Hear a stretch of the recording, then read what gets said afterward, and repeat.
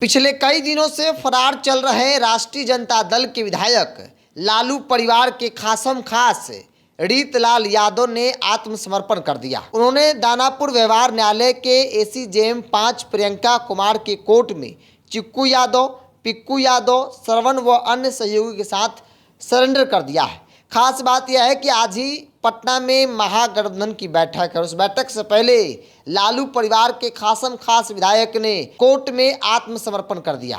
आज की इस वीडियो में आपको बताएंगे रीतलाल यादव का इतिहास, कौन है, कब चर्चा में आए और आखिर क्यों रीतलाल यादव ने आत्मसमर्पण किया।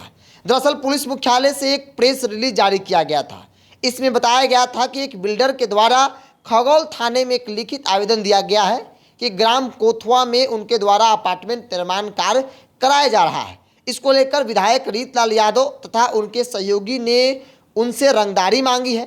आवेदन में यह भी लिखा हुआ है कि साथ में धमकी भी दी गई है, जिसके तहत यह कहा गया है कि रुपया नहीं देने पर जान से मार दी जाएगी। मतलब रीतलाल यादव और उनके लोगों के द्वारा बिल्डर को जान से मारने की धमकी दी गई, जिसके बाद पुलिस एक्शन में आई और रीतलाल यादव के घर पर छापेमारी की। कई दस्तावेज भी बरामद हुए, जिसके बाद रीतलाल यादव फरार चल रहे थे। अब जरा जान लीजिए रीतलाल यादव कौन है और रीतलाल यादव कब चर्चा में आए। दरअसल रीतलाल यादव पटना जिले के कोथवा गांव के रहने वाले हैं।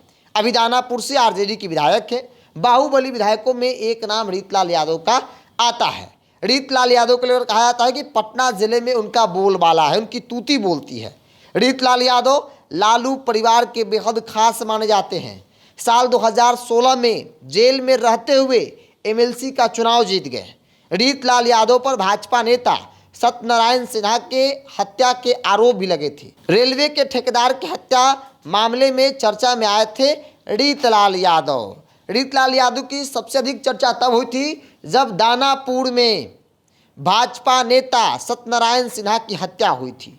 बताया जाता है कि रीतलाल यादव का नाम विवादों और आपराधिक मामलों से जुड़ा रहा है।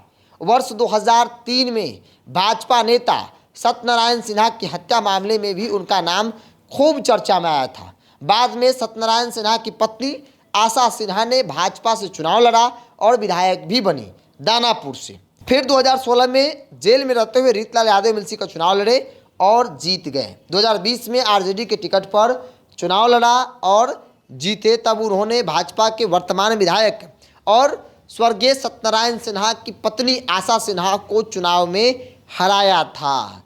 रीतलाल यादव एक बार फिर से चर्चा में है, चूँकि आमतौर पर पटना जिले में कई घटनाक्रम और खासतौर पर दानापुर, जहाँ से वो विधायक है, दानापुर का पेटिया बाजार दही गोप हत्याकांड में भी रीतलाल यादव का नाम आया था। अब देखिए रंगदारी मामले में जो पुलिस को कॉल रिकॉर्डिंग बरामद हुआ है, जिसमें कथित तौर पर रंगदारी की बात, जान से मारने की बात कही गई है और उसी कॉल रिकॉर्डिंग को आधार बनाकर, आवेदन को आधार बनाकर पुलिस ने बड़ी कार्रवाई की। हालांकि पुलिस को हाथ नहीं लगे रीतलाल यादव, और न सिर्फ बिहार बल्कि बिहार से बाहर हरियाणा तक छापेमारी हुई रीतलाल यादव की गिरफ्तारी को लेकर, लेकिन गिरफ्तारी रीतलाल यादव की नहीं हो पाई। जब पुलिस कोर्ट की प्रक्रिया में लगी थी कि भाई कोर्ट से वारंट लेकर कुर्की जब्ती किया जाए और गिरफ्तारी वारंट जो है कोर्ट दे और उसके आधार पर तुरंत जो है गिरफ्तारी हम लोग करें, और जैसे इस बात की जानकारी रीतलाल यादव को लगी, रीतलाल यादव ने कोर्ट में अपने सहयोगियों के साथ आत्मसमर्पण कर दिया। आरजेडी के बाहुबली विधायक, दानापुर से विधायक रीतलाल यादव ने अपने सहयोगियों के साथ दानापुर कोर्ट में आत्मसमर्पण कर दिया है, जिसकी तस्वीर आपने देखा। हालांकि वकील की तरफ से कहा गया कि भाई उन्हें फंसाया जा रहा है, लेकिन सब कुछ न्यायिक प्रक्रिया है। अगर फंसा रहा है तो फिर सबूत कोर्ट में जाएगा, जो न्यायालय है वो तय करेगा कि कौन सही और कौन गलत। तो हमने आपको रीतलाल यादव के बारे में संक्षिप्त तौर पर जानकारी दी कि कब चर्चा में आए थे। सत्यनारायण सिन्हा हत्याकांड मामले में भी इनका नाम आया था, इन पर आरोप लगा था।